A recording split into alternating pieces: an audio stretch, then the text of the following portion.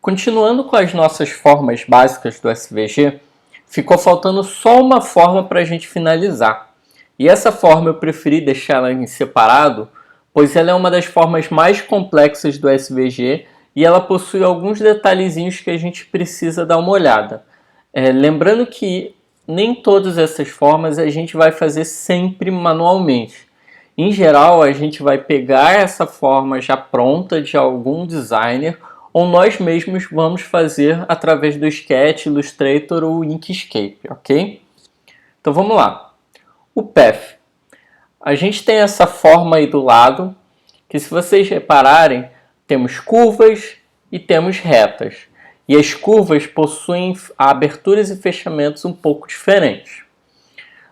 Dentro do path, a gente tem algumas atribuições que a gente passa para poder fazer esses estilos.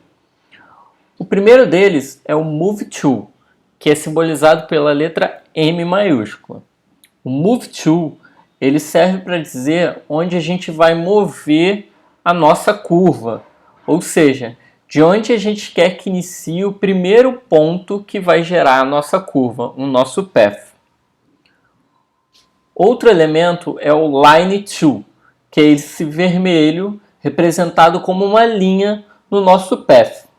O Line To ele recebe dois parâmetros, o ponto X e o ponto Y, de onde o ponto final vai chegar. Então, quando a gente usa o path, é como se a gente estivesse utilizando aquela ferramenta da Pen Tool no Illustrator, no Inkscape, onde a gente determina um ponto de início, que é onde a gente clica com a caneta, seria o nosso Move To, e depois a gente diz onde a gente quer parar o ponto, e dá mais um clique com a Pen Tool, que seria o nosso Line Tool. E ele cria, então, uma linha. Se a gente pressionar no meio e mover, a gente acaba criando essa curva, que é o chamado arcs. Então, através do arc, a gente consegue criar esse arco, aumentando ou diminuindo a curva. Para ele, a gente diz o ponto de início, o ponto final, e a gente também coloca alguns parâmetros no meio, que vão simbolizar se a nossa curva vai ser convexa, ou seja, para fora, ou se vai ser côncava, ou seja, para dentro. Nesse exemplo dessa curva azul, ela é para fora, então ela é uma curva côncava. Se fosse o inverso, se ela estivesse quase tocando o vermelho, ela seria uma curva convexa, ou seja, para dentro, entrando. E o último que a gente tem é o Close Path. Como o nome já diz, ele é o elemento de fechamento do nosso path.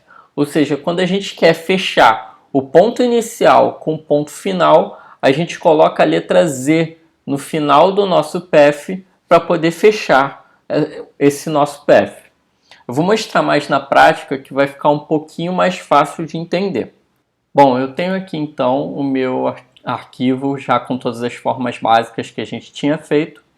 E eu vou criar agora para o path um espacinho para ele. Então H2 path, vou abrir a tag de SVG. Se eu salvar, ele já está aqui, ó, vazio, e eu posso começar a fazer o meu path. Então, ó, abre e fecha o path. Primeiro eu vou colocar alguns estilos nele, então vou colocar um stroke preto, um stroke width, que é a largura, vou colocar 4, e o fill eu vou colocar none, assim eu não vou ter preenchimento. Se eu salvar, nada acontece porque eu ainda não criei o meu desenho, o meu contorno da peça. Para isso eu vou usar o atributo D. O D é onde vai receber todo o nosso desenho do nosso path. Então vamos lá. Primeiro eu vou criar o M, que é o nosso Move To. E vou falar que eu quero que comece a fazer o primeiro eixo, o primeiro ponto no X 440 e no Y 20. Se eu salvar, ainda nada aconteceu porque eu só coloquei a caneta aqui no ponto. 40, 20 deve ser mais ou menos por aqui, ok? Depois eu vou criar uma linha. essa minha linha eu vou colocar 40, 80 e vou salvar. E eu tenho aqui, ó, uma linha que não moveu no eixo X, né? 40 para 40, não moveu, e foi de 20 para 80 no eixo Y. E vou colocar então o meu arco. Eu vou primeiro colocar A, que simboliza o arco, 30, 30. Esses dois parâmetros aqui são o raio no eixo X e o raio no eixo Y. Igual quando a gente tratou a elipse. Eixo X, eixo Y, esses são os nossos raios. Depois ele recebe mais um parâmetro, que eu vou colocar como 0.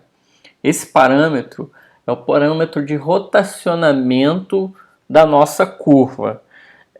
Como a gente está trabalhando no plano 2D, a gente não precisa mudar esse valor. Em geral, ele sempre vai ser 0.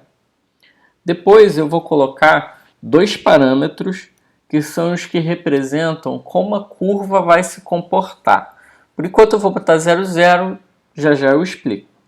E depois eu vou botar 100, 100, que é o eixo X 100 e o eixo Y 100, onde eu quero que termine a minha curva.